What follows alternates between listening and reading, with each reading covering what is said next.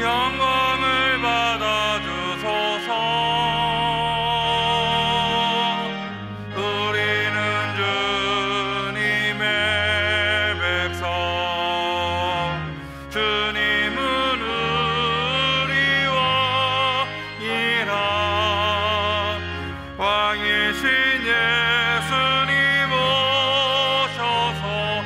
자정하사 다스리소서.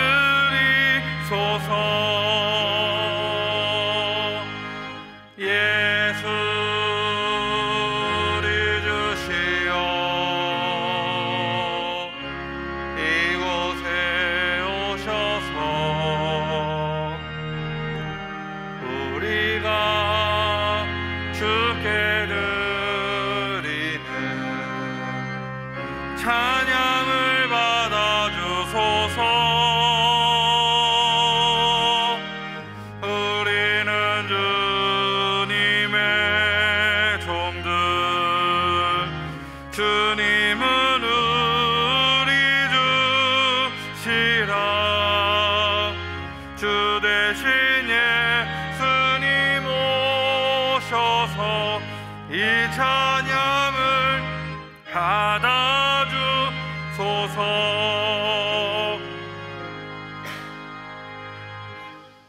만민들아, 우리 하나님을 송축하며 그의 찬양 소리를 들리게 할지어다. 그는 우리 영혼을 살려두시고 우리의 실족함을 허락하지 아니하시는 주시로다. 하나님을 찬송하리로다. 그가 내 기도를 물리치지 아니하시고 그의 인자하심을 내게서 거두지도 아니하셨도다. 거룩하신 하나님, 주님의 백성들이 마음과 정성을 다하여 예배하오니 받아 주옵소서. 크신 사랑으로 함께 하셔서 우리 마음을 온전하게 세워주시고 무한하신 은총을 내리셔서 두려움에 떨고 있는 성도들을 구원하여 주옵소서. 걱정과 근심에 쌓인 채 방황하고 있는 자들에게는 성령의 감화를 주셔서 평안을 누리게 하시며 마귀의 유혹을 받고 실족하는 자들에게는 속히 끊을 수 있는 결단을 주옵소서. 저희들 모두 오늘의 예배를 통하여 하늘의 신령한 은혜를 경험하게 하시고 의로운 말씀으로 심지를 굳게 세울 수 있도록 도와 주옵소서. 예배의 주관자가 되시는 우리 주 예수님의 이름으로 기원하옵나이다. 아멘. 이제는 사도신경으로 우리의 신앙을 고백하오니 나는 전능하신 아버지 하나님 천지의 창조주를 믿습니다. 나는 그의 유일하신 아들 우리 주 예수 그리스도를 믿습니다. 그는 성령으로 잉태되어 동정녀 마리아에게서 나시고 본디오 빌라도에게 고난을 받아 십자가에 못 박혀 죽으시고 장사된 지 사흘 만에 죽은 자 가운데서 다시 살아나셨으며 하늘에 오르시어 전능하신 아버지 하나님 우편에 앉아 계시다가 거기로부터 살아있는 자와 죽은 자를 심판하러 오십니다. 나는 성령을 믿으며 거룩한 공교회와 성도의 교제와 죄를 용서받는 것과 몸의 부활과 영생을 믿습니다. 아멘.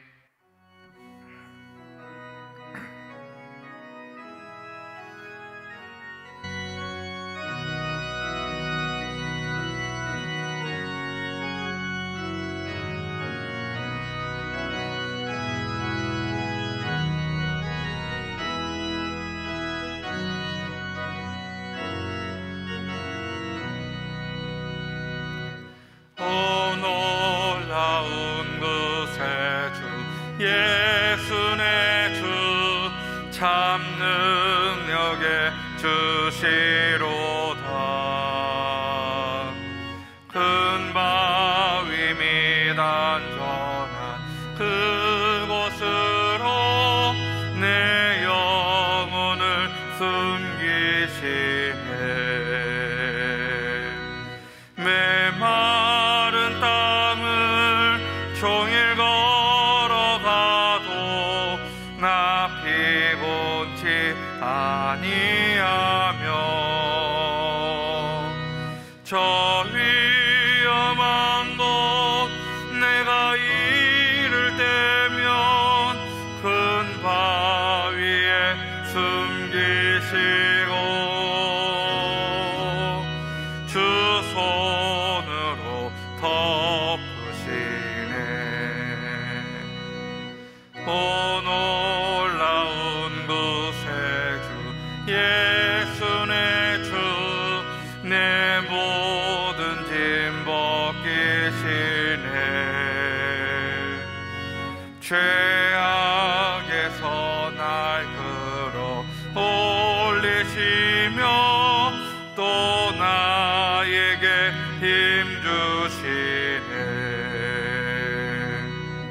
메마른 땅을 종일 걸어가도 나 피곤치 아니하며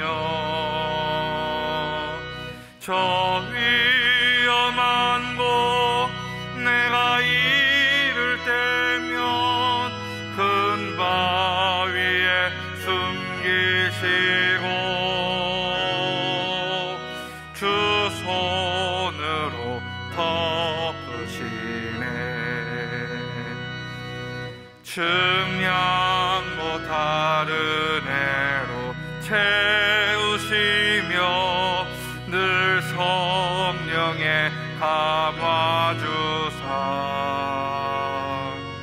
큰 기쁨 중 주님을 찬양토록 내 믿음을 도우시네. 메마른 땅을 종일 걸어가도 나 피곤치 아니하며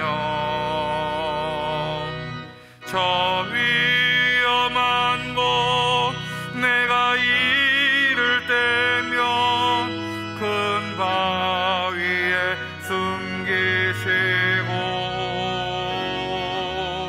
주 손으로 덮으시네. 주 예수님 공중에 임하실 때 나 일어나 맞이하리. 그 구원의 은총을 노래하리. 저 천군과 천사 함께 메마른 땅을 종일 걸어가도 나 피곤치 아니하며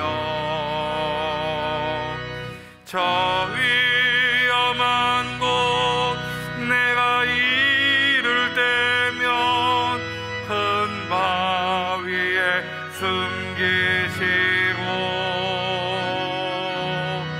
주 손으로 덮으시네.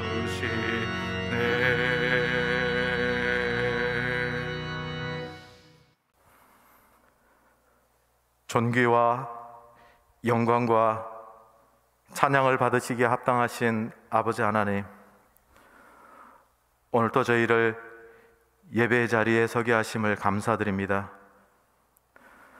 코로나19로 모두가 힘들어하는 이 시기에 예배의 자리에 서서 우리 각 사람을 향한 아버지 하나님의 음성을 듣고자 합니다. 그리고 아버지 하나님께로부터 오는 치유의 은혜를 맛보기 원하며 세례 요한처럼 소리가 되어 기쁜 소식을 온 땅에 선포할 수 있게 되기를 간절히 구합니다. 일찍이 모세를 부르실 때에 그 발에서 신발을 벗게 하셨던 아버지 하나님, 우리가 지금까지 이루었다고 자랑했던 모든 것이 우리를 구원하지 못했음을 고백하며 아버지 하나님 앞에 우리의 교만과 헛된 것을 추구했던 마음까지 다 내려놓기 원합니다. 너희가 내게 부르짖으며 내게 와서 기도하면 내가 너희들의 기도를 들을 것이요 너희가 온 마음으로 나를 구하면 나를 찾을 것이요 나를 만나리라고 말씀하셨습니다. 이제 우리가 간절한 마음으로 아버지 하나님 앞에 서 있사오니 모든 거짓되고 위선된 삶을 벗어버리고 정말 주님께서 보여주시고자 하셨던 천국의 삶이 무엇인지 깨닫게 하여 주시옵소서. 끝이 보이지 않는 코로나19와의 싸움과 예기치 않는 태풍 피해 속에서 온 나라 사람들의 삶은 힘들어지고 일선에서 애쓰는 의료진들도 매우 지쳐 있습니다. 그리고 우리 주변의 선진국들은 이 코로나 위기 속에서도 자국들의 이익만을 우선적으로 추구하고 있고, 우리도 모르는 사이 이 나라는 가공할 만한 전쟁 무기 경쟁의 한복판에 초라하게 놓여 있습니다.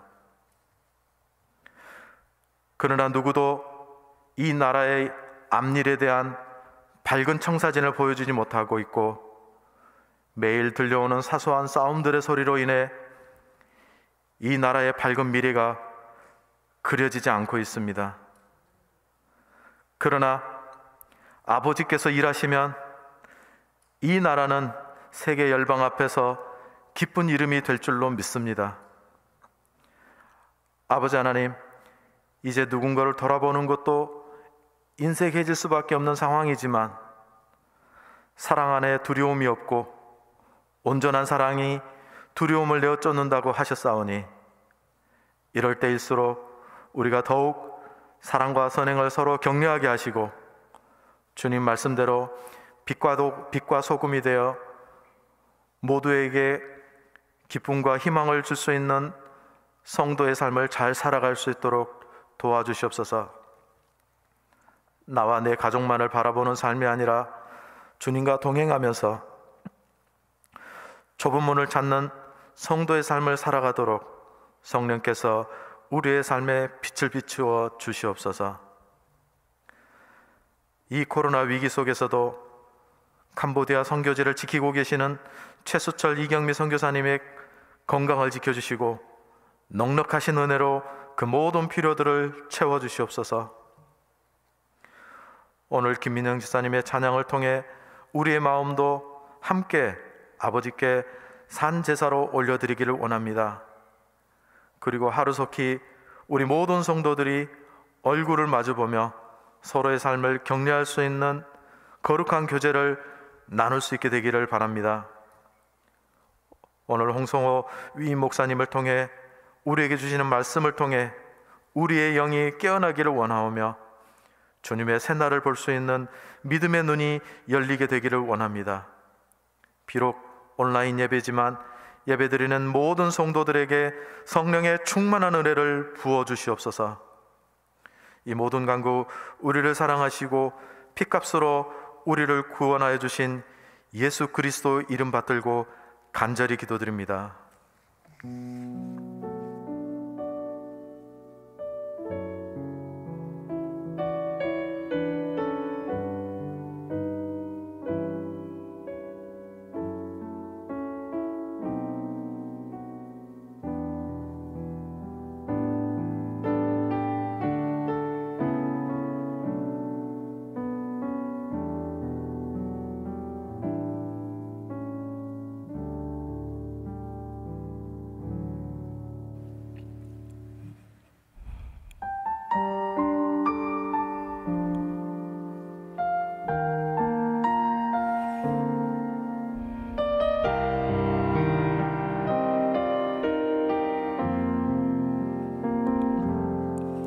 내가 걸어온 길, 길고도 짧은 길, 내 힘으로 걸어온 줄 알았는데 여기까지 온 것도 주가 동행함이라, 주님 나와 동행하심이라.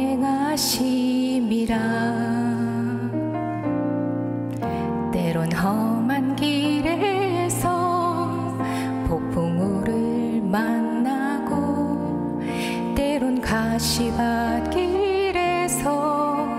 고난을 당하나 주님 동행하시니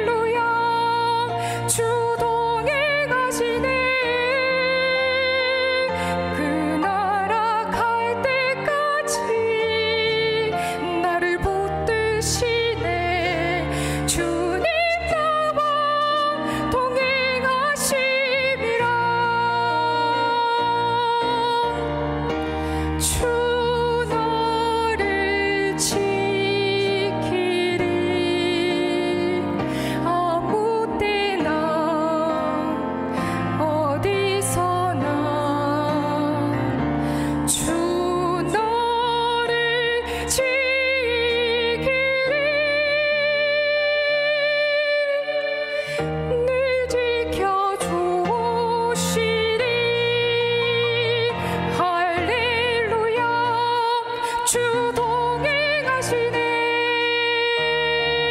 할렐루야 주 동행하시네. 그 나라 갈 때까지 나를 붙드시네. 주님 나와 동행하심이라.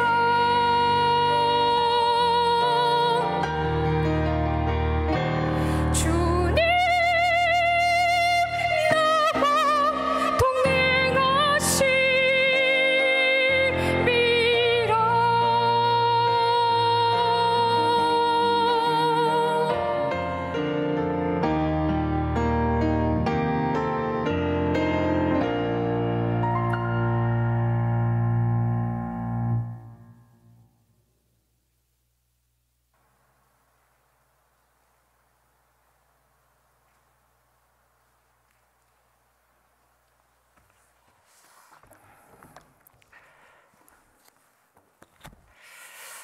할렐루야. 오늘 또 예배 자리에서 신 여러분들 주님의 이름으로 환영합니다.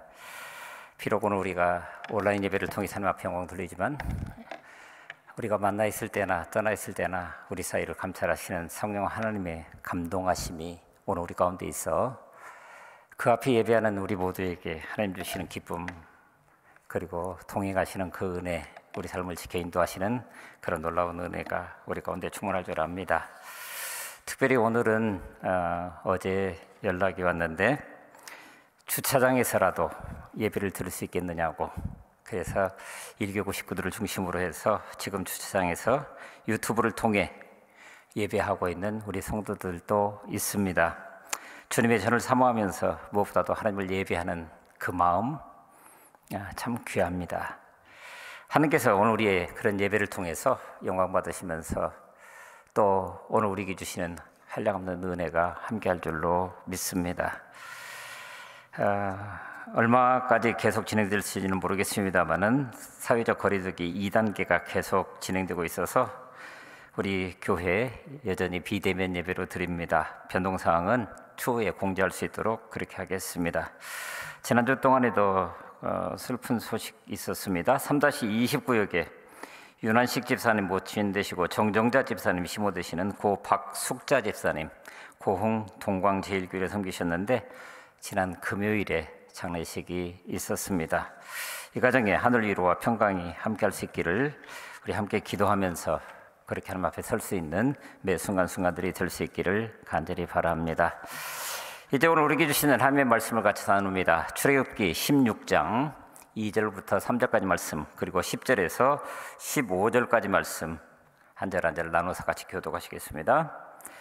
이스라엘 자손 온 회중이 그 광야에서 모세와 아론을 원망하여 이스라엘 자손이 그들에게 이르되 우리가 애굽 땅에서 고기 가마 곁에 앉아 있던 때와 떡을 배불리 먹던 때에 여호와의 손에 죽었더라면 좋았을 것을 너희가 이 광야로 우리를 인도하여내 온 회중이 줄여 죽게 하는도다. 10절입니다. 아론이 이스라엘 자손의 온 회중에게 말하매 그들이 광야를 바라보니 여호와의 영광이 구름 속에 나타나더라. 여호와께서 모세에게 말씀하여 이르시되 내가 이스라엘 자손의 원망함을 들었노라. 그들에게 말하여 이르기를 너희가 해질 때에는 고기를 먹고 아침에는 떡으로 배부르리니 내가 여호와 너희의 하나님인 줄 알리라 하라 하시니라.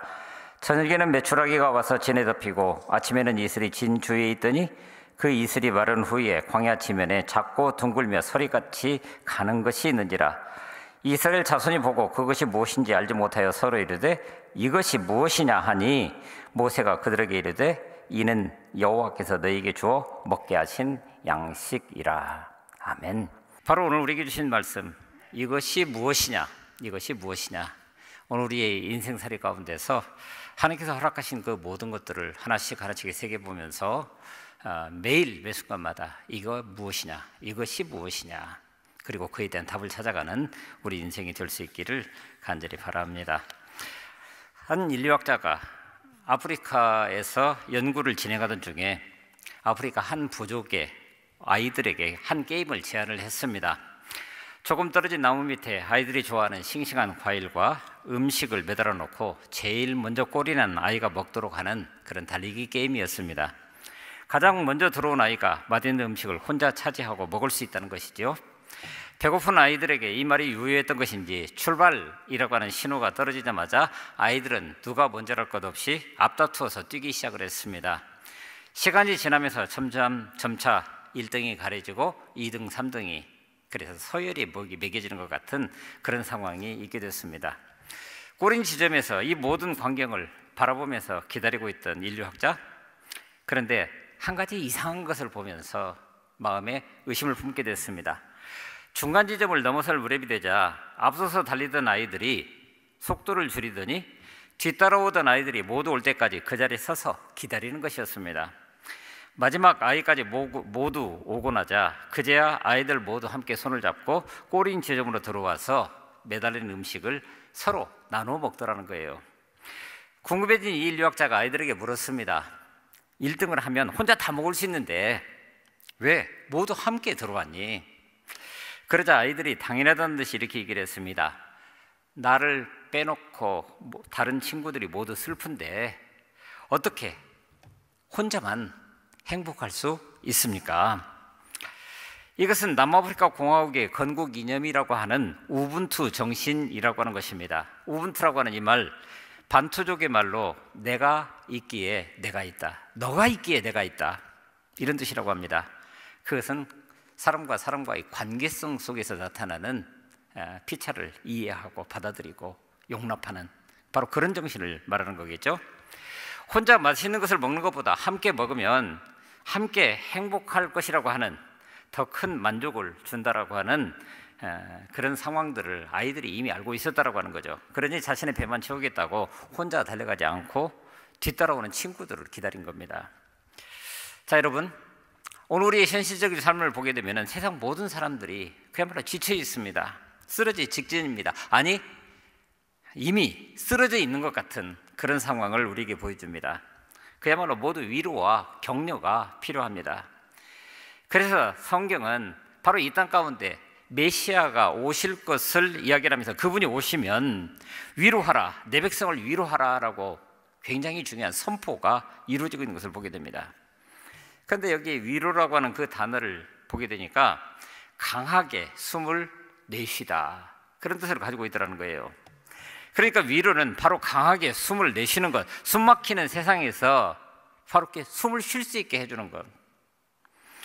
더더군다나 위로의 영어인 컴포트라고 하는 단어를 보게 되면은 침대 위에 푹 놓여져 있는 푹신한 이불을 의미한다, 이런 이야기도 있습니다. 그러니까 뭡니까? 이불을 덮고 크게 숨 쉬면서 편안하게 그 마음을 놓을 수 있는 그런 상태가 위로라고 하는 거예요. 그런데 바로 이 위로라고 하는 것은 사람과 사람 사이에서 오는 겁니다. 바로 당신을 통해서, 그리고 그것을 받는 오늘 우리를 통해서 그렇게 온다라고 하는 거예요. 그런데 여러분, 더 큰 위로는 위로부터 옵니다. 그러니 진정으로 위로하려고 한다면은 먼저 위로부터 오는 그 위로를 누리는 사람이 세상 가운데 그만한 위로를 남기게 되게 됩니다. 2부 예배 때 동영상으로 봤었던, 그래서 이것이 저작권 문제로 방송이 차단되었던 그 동영상 문제, 사실은 지란의 합창단의 동영상 모습이었습니다. 합창단이 노래 부르는. 근데 그것을 2부 예배 때는 같이 보았는데 3부에는 그냥 제가 설명해 드리도록 그렇게 하겠습니다. 지란의 합창단이 한국에 오게 되었는데 그때 바바 예투라고 하는 찬양을, 그런데 그 바바 예투가 뭐냐면은 스와힐리어로 부르는 주기도문이라고 하는 거예요. 그러니까 아프리카 토착민들이 자기네 언어로 부르는 주기도문.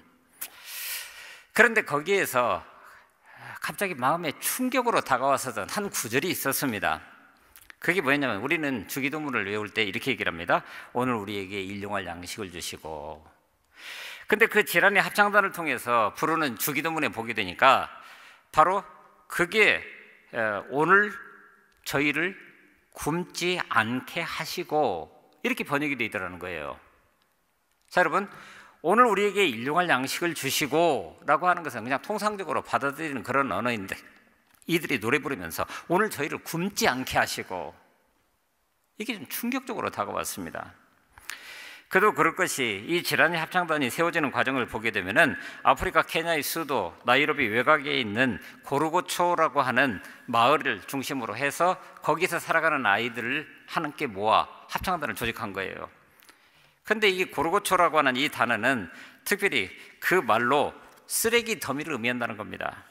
그러니까 온갖 쓰레기들이 밀려드는 최하 빈민촌, 거기에서 이 아이들이 바로 합창단으로 함께 모이고, 그래서 그들은 그 믿음의 고백을 있는 그대로 나누게 된 거예요.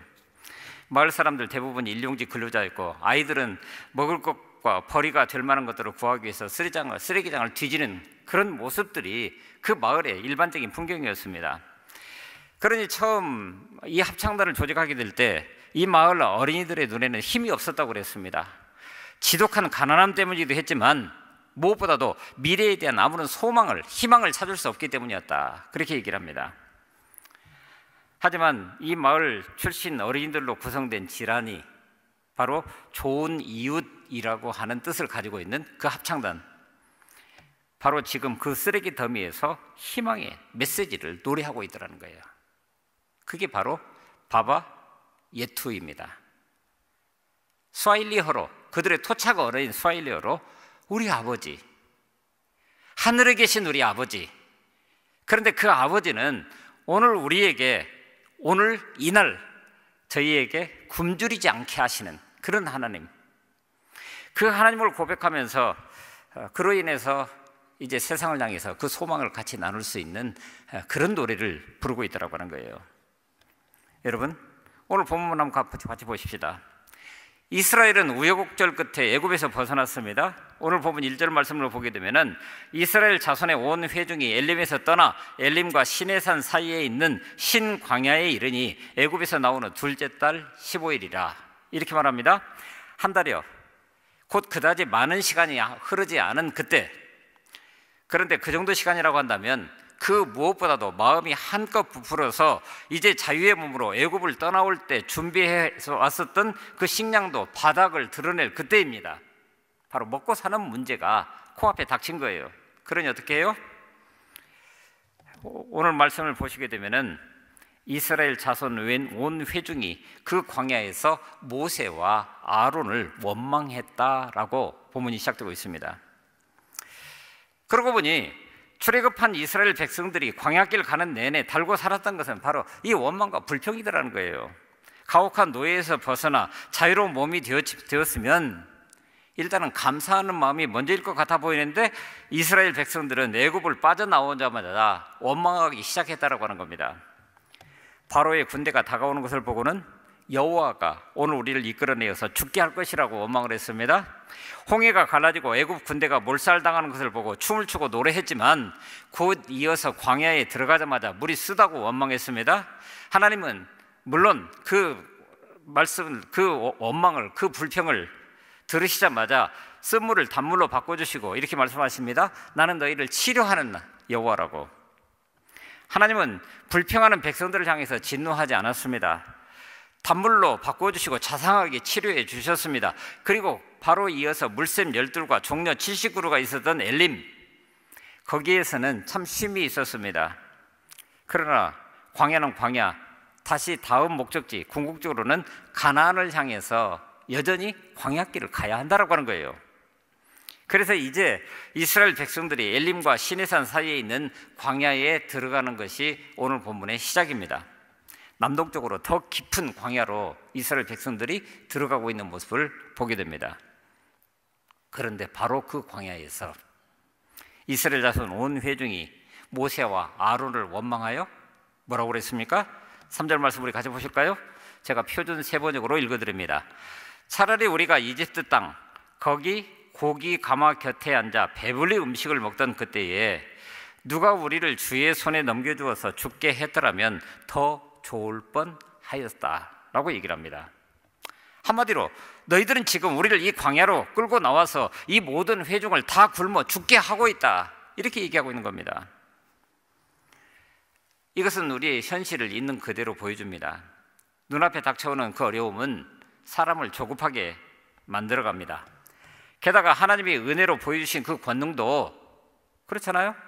사실 한 달을 버티지 못하고 있는 것 같아 보이는 그런 모습을 보게 됩니다. 이스라엘이 출애굽할 때 어떤 일들이 있었습니까? 10가지 재앙들이, 그리고 마침내는 애굽에 있는 모든 장자들이 죽음에 이르게 되는, 그래서 결국 그들은 이제는 출애굽을 해서 애굽을 벗어나 자유한 몸이 되는 거 아니었어요? 더더군다나 홍해를 건너는 그 과정 자체도 자기들 스스로의 어떤 힘과 노력으로 그런 것들을 이뤄냈습니까? 하나님께서 하신 일들입니다. 그런데 그것이 보이지 않는다라고 하는 거예요. 중요한 것은 지금 먹을 것이 없다라고 하는 겁니다. 그래서 백성들은 모세와 아론에게 원망을 쏟아놓고 있습니다. 그런데 이게 인간이라는 거예요. 그래서 다시금 묻게 되는 것이 오늘 내가 누구인지, 내가 지금 어디서 있는지, 이걸 묻게 되는 거예요. 자, 여러분, 우리 한번 질문해 보십시다. 그들은, 곧 이스라엘 백성들은 지금 왜, 그리고 어떻게 광야 한가운데 있게 된 것인데요. 출애굽기 2장에서 보는 것처럼 애굽의 압제가 더 강화되기 시작하자 그 조상들은 하나님을 향해서 울부짖기 시작합니다. 그 고된 노동으로 말미암아서 탄식하며 부르짖었다라고 얘기를 합니다. 그런데 그 음성이 하나님께 상달되었습니다. 하나님께서 그들의 고통 소리를 들으시고 하나님이 아브라함과 이삭과 야곱에게 세운 그 언약을 기억하사, 그리고 2장 25절에 보면 하나님이 이스라엘 자손을 돌보셨고 하나님이 그들을 기억하셨더라, 이렇게 기록합니다. 바로 그 사건이 그들을 애굽에서 끌어내어서 비록 지금 광야이지만 자유한 몸으로, 그리고 하나님께서 그들을 세우시기를 원하는 언약 공동체, 하나님을 예배하는 공동체로 세워지는 과정을 위해서 지금 이 광야에 나와 있는 거예요. 그런데 그럼에도 불구하고 그들이 뭐라고 얘기를 하고 있습니까? 그때에 누가 우리를 주의 손에 넘겨주어서 죽게 했더라면 더 좋을 뻔했더라고요. 원망과 불평 그 자체를 통해서도 그들은 하나님을 지금 얘기를 하고 있습니다. 이것은 하나님의 이끄심에 따라서 살아내야 한다는 것을 그들은 알고 있었다, 그런 얘기를 지금 얘기하고 있는 것 아닙니까? 그런데 그럼에도 불구하고 지금 코앞에 닥친 결핍의 문제 때문에 하나님이 여기까지 이끄셨다라고 하는 것, 그리고 하나님이 왜 우리를 여기까지 이끌어내셨는지 그 하나님의 뜻은 전혀 도외시한 채로 지금 그들은 눈앞에 닥친 결핍의 문제로 불평과 원망을 쏟아내고 있는 거예요. 오늘 우리는 때때로 이런 말씀을 읽을 때마다 이스라엘 백성들의 모습을 보면서 그들의 신앙적인 미성숙 또는 불신앙, 이것을 지적하면서 우리 스스로가 끌끌하면서 혀를 찰 때가 있습니다. 그렇죠? 애굽에서 10가지 기적, 홍해 바다의 기적, 그리고 광야로 들어와 있으면서도 구름 기둥과 불 기둥이 떠나지 않는, 도대체가 세상 가운데서는 있을 수 없는 그런 일들이 광야 가운데 이루어져서 그 광야는 한마디로 기적의 요람이라고 얘기할 수 있는 그런 상황이었음에도 불구하고 그런 속에서 살아가는 이들이 어떻게 이럴 수 있느냐고. 그러나 오늘 본문의 배경이 되는 신광야에 가보면은 이 모든 것들이 한편으로는 이해가 되기도 합니다. 지금은 애굽의 이집트의 성지순례 자체가 어려운 과정이지만 과거에 성지순례를 하다가 보면은 수에즈 운하를 건너서 이제 시내산을 향해서 나아가는 그 과정, 거기에서 르비딤을 만나고 그 다음에 엘림을 만나고 그리고 난 다음에 나타나는 것이 오늘 본문에 나타나는 진광야입니다. 그런데 그 광야에 가보게 되면은 광야의 한복판이라고 할 만큼 그야말로 아무것도 없습니다. 물도 없고 풀도 나무도 없습니다. 그러니 당연히 먹을 것은 더더욱 없습니다. 거기다가 이스라엘 백성들은 한 달 반 정도를 출애굽해서 광야길을 걷다가 보니까 애굽에서 나올 때 뭔가를 준비해 가지고 나왔다고 하는데 그 모든 것들이 다 떨어져서 지금 손에 빈손일 수밖에 없는 그런 상황이라는 거예요. 그리고 여전히 광야길을 가야 됩니다. 그렇다고 한다면 오늘 우리는 질문하게 되는 것이 어떻게 이런 상황에서 원망과 불평이 생기지 않겠는가, 이런 거죠. 여러분, 한번 이스라엘 백성들의 입장에 한번 되어 보십시오. 비록 종살이를 했지만 그래도 굶지는 않았습니다. 그런데 지금 하나님께서 가나안 땅으로 인도해 주신다고 해놓고 막상 나와 보니까 먹을 게 없어서, 그리고 눈에 보이는 것은 아무것도 없는 광야길이어서 현실적으로 배고픕니다. 그리고 실제로 그 배고픔을 채울 수 있는 방법이라고 하는 것이 우리 가운데 아무것도 없다라고 하는 거예요. 먹을 것이 없고 황무지를 한 달 넘게 계속 돌아다녔는데 이런 상황 가운데서 원망이 생기지 않는다면 오히려 비정상 아닐까요? 오늘 우리라면 어떻게 했을까요? 게다가 어른들은 그렇다고 치고 내 아들, 내 딸이 배고프다고 울면서 징징대는데 과연 이런 상황 가운데서 불평과 원망이 생기지 않을까요? 그러므로 이스라엘 백성의 불평과 원망, 그들이 특별히 우리보다 모자라거나 부족하거나 또는 영적으로 미성숙해서 그들이 이런 불평과 원망을 쏟아낸 게 아니라고 하는 거예요. 그런데 놀랍게도 그 불평과 원망 소리가 어떻게 됐다고요? 오늘 본문 12절을 한번 보겠습니다. 나는 이스라엘 자손이 원망하는 소리를 들었다. 너는 그들에게 너희가 저녁이 되면 고기를 먹고 아침에는 빵을 배불리 먹을 것이다. 그렇게 될 때에 너희는 나 주가 너희의 하나님인 줄 알게 될 것이다. 이렇게 얘기하는 겁니다. 하나님이 이스라엘 자손이 원망하는 소리를 들으셨다고요? 그럼에도 너희가 저녁이 되면 고기를 먹고 아침에는 빵을 배불리 먹을 것이라고요? 오늘 본문에서 반복해서 강조하고 있는 말씀이 바로 그것입니다. 하나님께서 그들의 원망을 들으셨다고.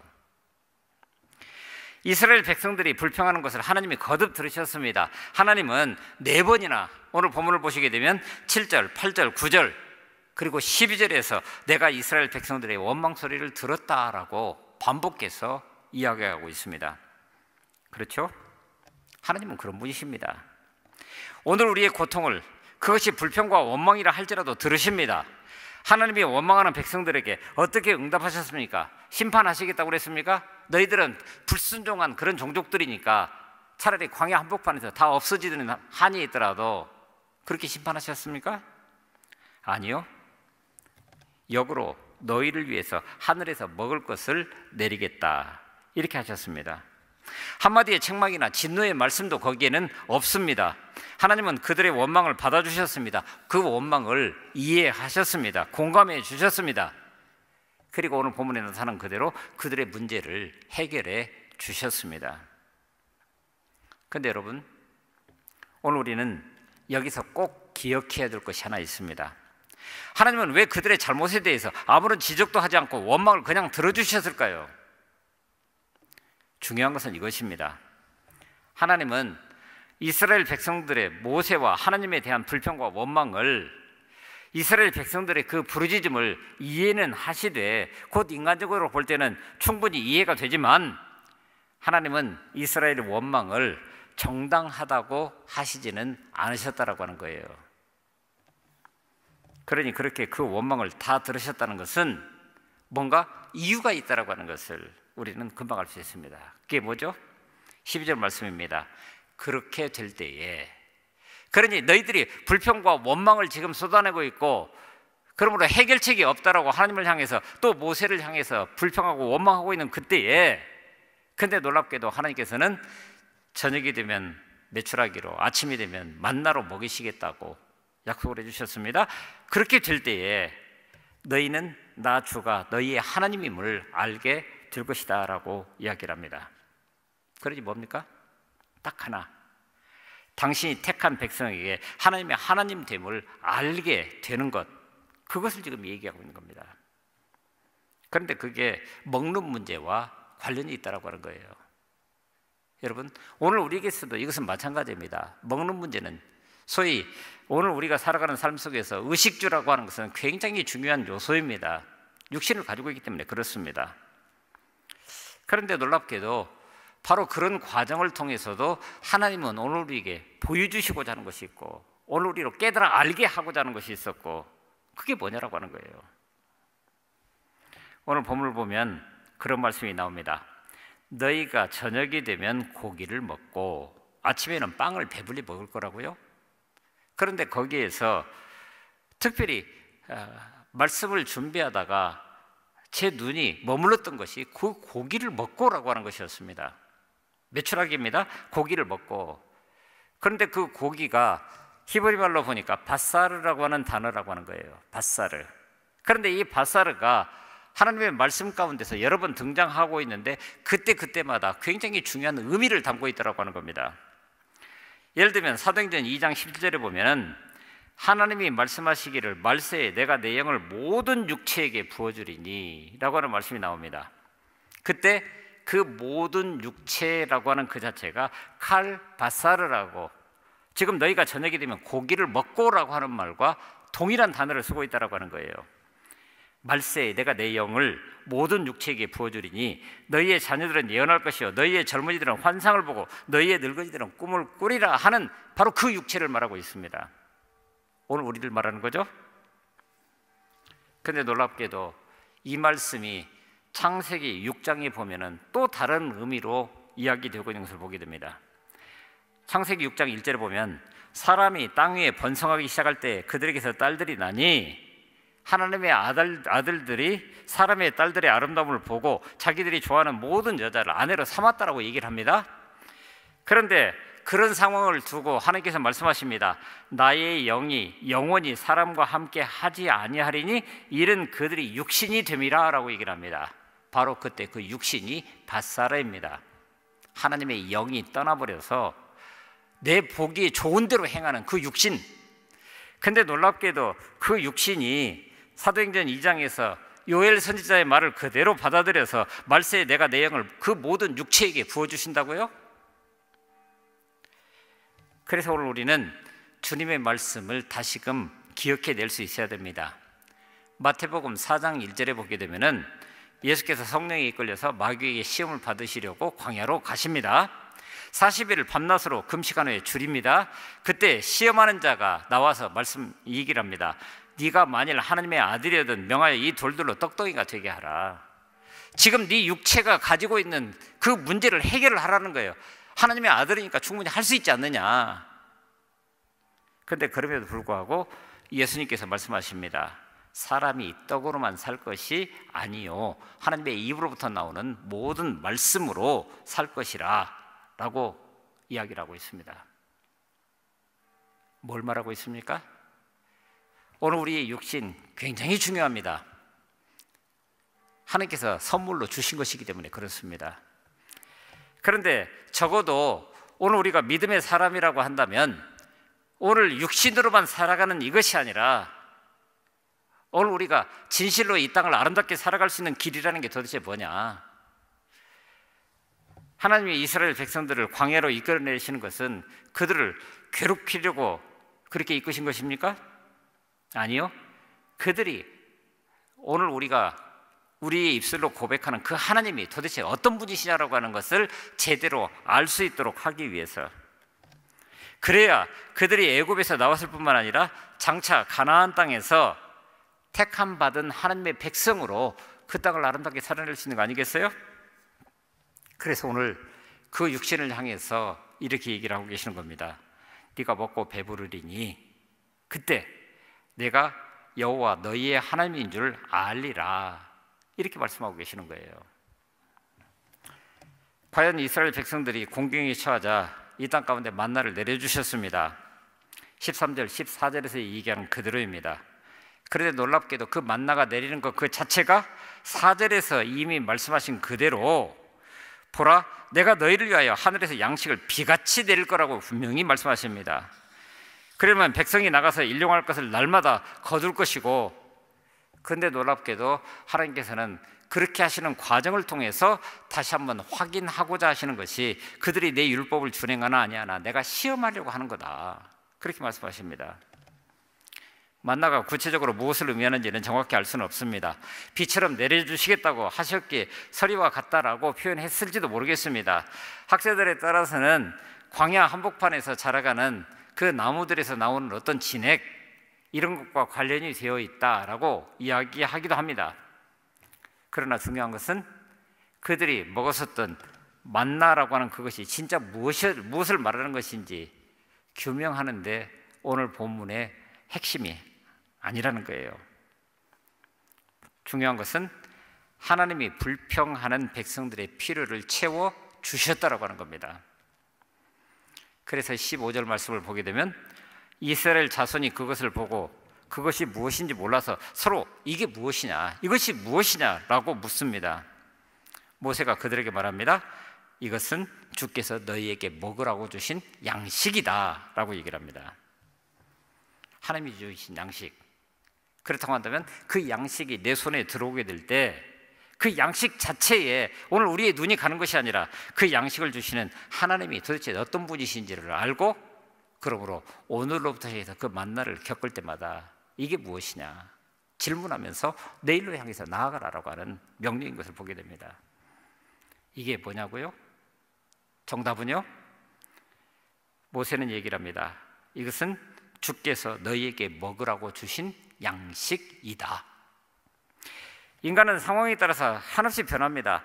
이스라엘 출애굽한 지 한 달 반, 출애굽이라고 하는 엄청난 사건을 경험했음에도 불구하고 그들이 먹을 것이 없어지자 그 육신의 결핍으로 말미암아 바로 오늘 우리가 여기 서기까지 어떤 일들이 벌어졌는지 전혀 염두에 두고 있지 않는 그런 모습을 보게 됩니다. 이스라엘 백성들은 그야말로 굶주린 현실을 먼저 보았습니다. 참혹한 광야라는 현실을 먼저 보았습니다.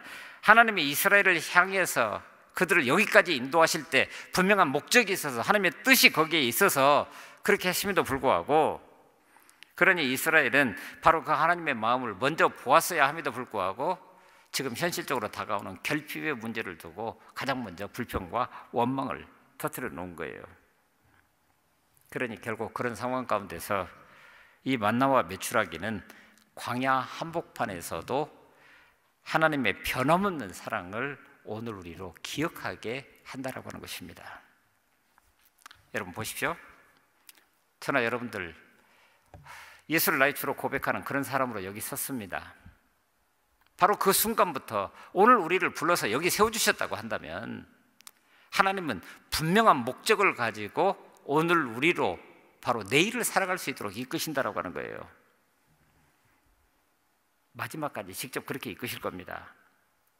그런데 그 목적이 변함이 없을 것이기 때문에 비록 오늘 우리가 결핍이 있는 광야를 지나가고 있는 것 같아 보여도 오늘 우리를 돌보신다라고 하는 것, 그 은혜는 변함이 없으시다라고 하는 것을 다시 한번 확인할 수 있는 겁니다. 오늘 보면 바로 다음에 나오는 무엇보다도 만나가 내리는 모습을 통해서 오늘 우리는 그것을 다시 한번 확인해 볼 수 있습니다. 6일 동안 매일매일 만나를 거두게 됩니다. 그런데 6일째에는 어떻게 했죠? 이틀치를 거두도록 하셨다. 바로 안식일을 예비하면서 이틀분을 거둬들였다고. 그런데 오늘 본문 속에서 나타나는 그 모습을 보게 되면은 평상시에 혹 욕심이 있어서 이틀분을 거둬들이는 그런 때가 있었습니다. 그런데 오늘 일용할 양식을 그 만나를 통해서 공급받고 그러고 난 다음에 내일을 보니까 어떻게 됐죠? 다 썩었다고 그랬습니다. 그런데 어떻게 해서 동일한 날이 어제와 오늘이 똑같은 날 같아 보이는데 안식일을 준비하면서 이틀분을 거두라고. 그래서 그 다음날 나가보니까 어제까지 내렸었던 만나가 내리지 않았다고. 더군다나 이틀분을 거뒀음에도 불구하고 안식일에 주어진 그 만나는 썩지 않았다고 성경은 그렇게 기록하고 있는 거예요.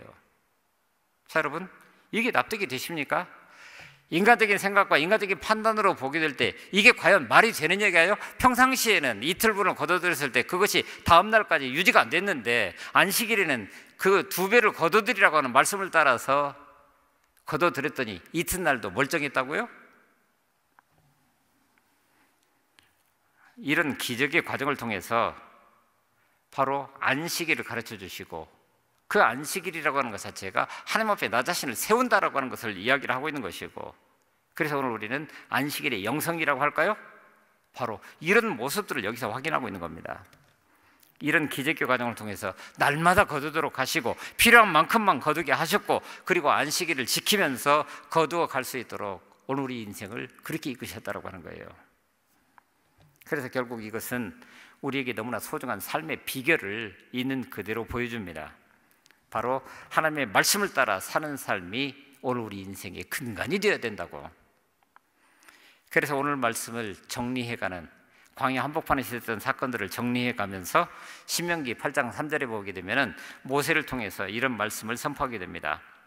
그분이 너희를 낮추시고 배고프게 하셔서 너희나 너희 조상들이 전혀 알지 못했던 만나로 먹이신 것은 너희로 겸손하게 해 사람이 빵으로만 사는 것이 아니라 여호와의 입에서 나오는 모든 말씀으로 사는 것임을 가르쳐 주시려는 것이다. 하나님이 광야에서 만나를 통해서 가르쳐 주신 것은 사람이 빵으로만 사는 것이 아니라, 그렇죠? 오늘 우리 사람이라고 하는 것, 인간이라고 하는 그것은 그냥 육신만 가지고 있는 존재가 아닙니다. 바로 바사르, 고기일 수밖에 없는 그런 육신을 가진 존재가 아니라 하나님께서 때가 되었을 때에 모든 육체에게 하나님의 영을 부어주신다고. 그래서 그 영을 부여받은 그런 존재로 오늘을 살아갈 수 있도록 하시기 위해서 하나님의 말씀으로 살아간다라고 하는 것을 다시 가르쳐주기 원하셨다라고 하는 겁니다. 여러분, 오늘 우리 현실적인 삶을 한번 생각을 해보십시다. 코로나19로 인해서 그렇잖아도 어려운데, 그래서 마치 이스라엘이 그랬던 것처럼 광야에서 원망할 수밖에 없는 그런 상황에 처해 계시는 분들 있죠? 그러나 바로 그 순간이 이스라엘을 통해서 그 광야 한복판에서 보여주셨던 그대로 그 원망과 불평을 내려놓고 이제는 오늘 우리 손에 쥐어질 그것을 허락하실 그 하나님만을 집중적으로 바라봐야 하는, 그래서 그때 우리 귀에 들려오는 그 하나님의 음성 앞에 어떻게 응답할 것인지를 결단해야 되는 그런 순간에 처해 있다라고 하는 거예요. 이스라엘 백성들을 다스리듯이 날마다 필요한 만큼 거두게 하시고 끊임없이 공급해 주시는 그 은혜가 오늘 우리 가운데 있기 때문입니다. 그런 의미에서 오늘 우리의 문제는 사실 오늘 우리가 중요하게 여기는 것이 오늘 우리 손에 쥐어지는 만나와 메추라기입니까? 아니면 그 만나와 메추라기를 우리 손에 쥐어주시는 하나님이신지, 이 둘 사이에서 우리 스스로를 한번 살펴보라는 거예요. 어느 쪽이십니까? 예수님도 수가성 우물가에 한 여인과의 대화에서, 여러분 그 여인이 어떤 사람인 줄 알죠? 사람들의 이목을 피해서 한낮에 물길로 오는, 그런데 놀랍게도 그 여인을 향해서 주님은 말씀하십니다. 내가 주는 물을 마시는 사람은 영원히 목마르지 않으냐 할 것이다. 내가 주는 물은 그 사람 속에서 영생에 이르게 하는 샘물이 될 거라고. 그러자 그 여인은 그 물 나한테 주십시오 라고 얘기를 하면서 막바로 하나님을 향한 예배를 질문하고 있는 모습을 보게 됩니다. 보십시오. 지금 이 여인은 갈망하는 것 자체가 육신의 필요를 채우는 물이 필요했던 것입니다. 그런데 주님이 그 사람 속에서 영생에 이르게 하는 샘물을 내가 너에게 주겠다라고 말씀하시자마자 깨달아 알아진 그대로 내가 하나님 앞에 선다라고 하는 것이 도대체 무엇입니까를 질문하고 있다라고 하는 거예요. 그래서 우리가 잘 알고 있는 그 말씀, 하나님은 영이시니 예배하는 데가 영과 진리로 하나님을 예배할 것이라고. 그런 때가 지금 온다고. 아니 지금이라고. 그렇게 말씀하시는 것 아니에요? 말씀은 때로는 우리 앞길을 밝히는 빛으로, 때로는 생수로 다가오게 됩니다. 하나님께서 선지자 아모스를 통해서 주신 경고의 말씀은 그래서 오늘 우리에게도 여전히 동일하게 적용되는 그런 말씀입니다. 아모스 8장 11절 말씀 제가 읽어드립니다. 그날이 온다. 나 주 하나님이 하는 말이다. 내가 이 땅에 기근을 보내겠다. 사람들이 배고파 하겠지만 그것은 밥이 없어서 겪는 배고픔이 아니다. 사람들이 목말라 하겠지만 그것은 물이 없어서 겪는 목마름이 아니다. 주의 말씀을 듣지 못하여서 사람들이 굶주리고 목말라 할 것이라.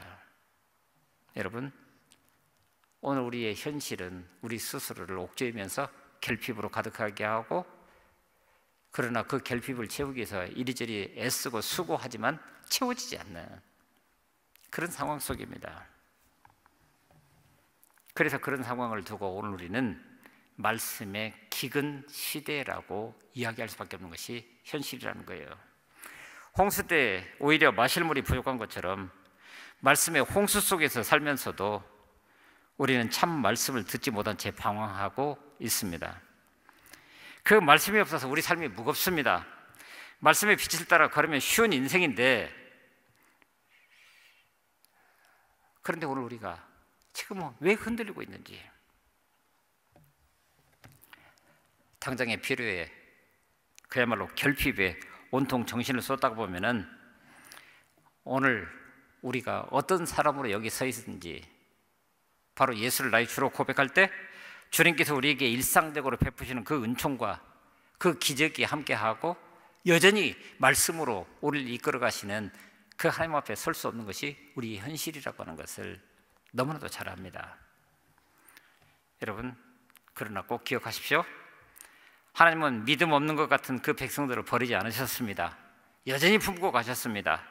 오늘 만나와 메추라기 이야기, 이 이야기의 핵심은 이스라엘 백성들의 지속적인 반역에도 불구하고, 불평과 원망에도 불구하고 그들을 끝까지 포기하지 않으시는 하나님의 사랑, 바로 언약 백성으로 부르신 그 부름에 합당할 수 있도록 그 언약에 신실하게 응답하고 계시는 그런 모습들을 우리가 확인하게 됩니다. 오늘 우리는 우리 현실 속에서 믿음을 가졌다고 하면서도 때로는 하나님이 우리 가운데 계신가? 아니 계신가? 이런 회의에 가득 찰 때도 분명히 있습니다. 우리 스스로가 흔들려 가고 있는 그런 모습들을 보게 됩니다. 그러나 이 시간 잊지 마실 것, 주님은 신실하십니다. 이스라엘 백성들을 그렇게 끌어갔듯이 오늘 우리는 불평과 원망으로 가득할 수도 있는데, 놀랍게도 죄가 많은 곳에 은혜가 더욱 넘친다라고 사도 바울이 얘기했던 것처럼 오늘 우리 현실이 그렇습니다. 기억하십시오. 지난해 합창단을 통해서 그 척박한 환경 속에서도 소망을 노래하고, 그때 그들은 바바 예투라고 하는 스와힐리어로 부르게 되는 주기도문을 통해서도 고백하는 것이 그것입니다. 오늘 우리는 일용할 양식을 이야기를 하는데 그들은 말합니다. 오늘 저희를 굶지 않게 하시고. 처절한 삶의 환경들을 볼 수가 있습니다.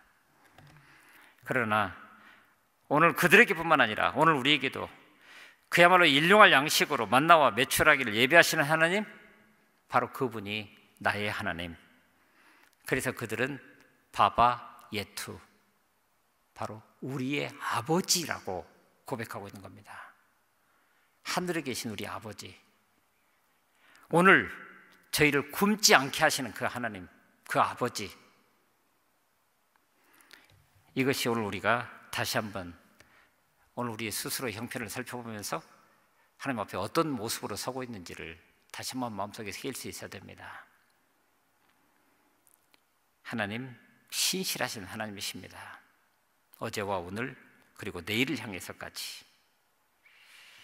그래서 늘 그렇게 하나님 앞에 세워져가는 그런 은혜를 통해서 오늘보다도 내일이, 내일보다도 모레가 더 아름다운 그런 나날들이 우리 삶 가운데 함께 할 수 있기를 간절히 바랍니다. 이제 다 같이 자리에서 일어나셔서 우리 함께 찬양합니다. 우리의 마음을 있는 그대로 담아서 그렇게 되기를 원하고, 그렇게 바라고 기도하면서, 지금 각 가정에서 온라인으로 예배드리는 모든 분들 마찬가지로 모두 함께 그 자리에 일어나셔서 우리 아이들을 마음껏 축복하면서 지금 우리의 믿음의 고백이 내일도 여전히 이어갈 수 있도록 그 머리에 손을 얹고 함께 찬양하겠습니다. 원하고 바라고 기도합니다.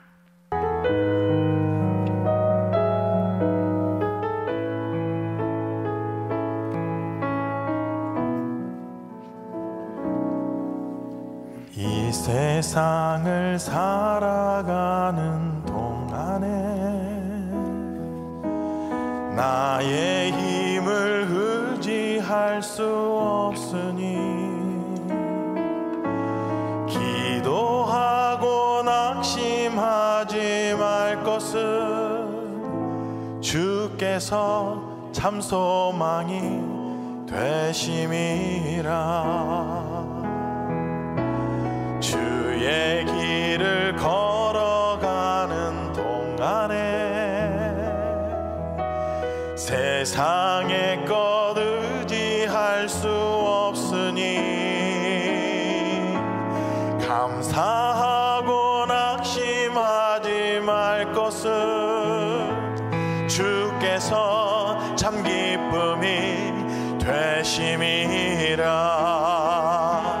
하나님의 꿈이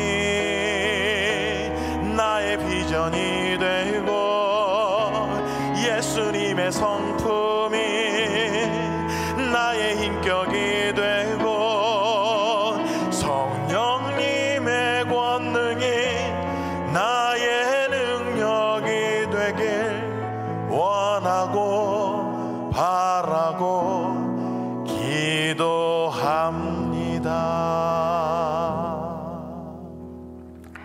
우리 인생을 살피시고 실족하지 않도록 부드러 이끌어 인도하시는 아버지 하나님, 들려오는 이 혼돈의 소리요 눈에 보이는 것은 결핍뿐인 이런 상황 속에서도 그 상한 심령을 불쌍히 여겨 오늘 여기 이렇게 서게 하신 그 은혜를 감사드립니다. 주님이 계시는 그곳이라고 한다면 아무리 어두운 곳이어도 광명한 낯이 되게 하심을 믿습니다. 아무리 썩고 악취가 나는 곳이었어도 그것을 변화시켜서 향기를 뿜어내는 아름다운 동산으로 변화시키심을 믿고 주께서 주신 내일에는 소망을 간직하면서 이렇게 하나님 앞에 섭니다. 예물을 드립니다. 이 예물이 쓰이는 곳곳에서 소망이 돋는 해같이 솟아나게 하여 주옵소서. 인심이 사나운 곳에 생명을 소생하게 하시는 복음의 장마비가 내리게 하여 주옵소서. 저희의 소원을 아를 때마다 응답의 열매와 함께 하늘의 신령한 곳으로 채워주실 줄 믿고 11조를 드립니다. 받은 복을 하나하나 세워보면서 모든 것이 하나님의 은혜입니다. 감사 예물도 드립니다. 드리는 손길들 위에 복에 복을 더하사 믿음을 유업으로 상속하게 하시고 하늘의 신령한 복과 더불어 이 땅을 살아가는 데 필요로 하는 물질들도 충족하게 채워지는 은혜를 더하여 주시옵소서. 땀 흘려 일할 때 피곤하지 않고 지치지 않으며 늘 찬송과 영광이 흘러넘치는 나날이 되시기를 원합니다. 불의한 재앙이 틈타지 못하게 주의 팔로 지켜주옵소서. 혹여 질병에 시달린 자녀들이 있습니까? 치유와 회복의 은총을 더하여 주옵소서. 어리석은 욕심 때문에 시험에 빠진 자녀들도 있을 줄 압니다. 반성하고 후회하지만 추스릴 수 없는 덫에 걸려 허우적거리는 그런 순간 주의 팔을 내밀어 주시고 구원해 주시며 이제는 믿음의 줄로 굳게 잡아 주옵소서.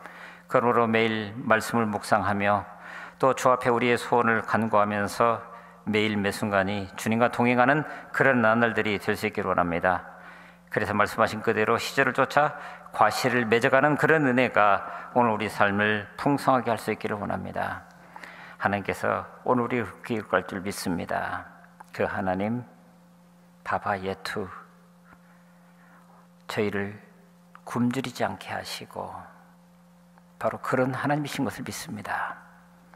오늘 우리의 삶에 함께 하시면서 내일로 향해서 나아가는 그런 은혜가 더욱더 충만케 하여 주옵소서. 감사합니다. 우리 구주 예수 그리스도의 이름으로 간절히 기도하고 이제는 우리 구주 예수 그리스도의 은혜와 아버지 하나님 언제나 신실하신 그 사랑과 성령님의 인도하시며 교통하심이 불평과 원망으로 결핍으로 가득할 수가 없는 세상 가운데서도 하나님께서 내게 베풀으시는 모든 것들을 기억하면서 이것이 무엇이냐? 그때마다 주께서 너희에게 먹으라고 주신 양식이다. 아멘으로 응답하면서 그 응답의 열매를 아름답게 살아가기 원하는 우리 모든 주의 백성들 머리머리 위에 그 가정과 일터와 자녀들 위에 피로 값주고 사신 주님의 몸된 교회 위에 이제로부터 영원토록 함께 하옵시기를 간절히 축원하옵나이다. 아멘.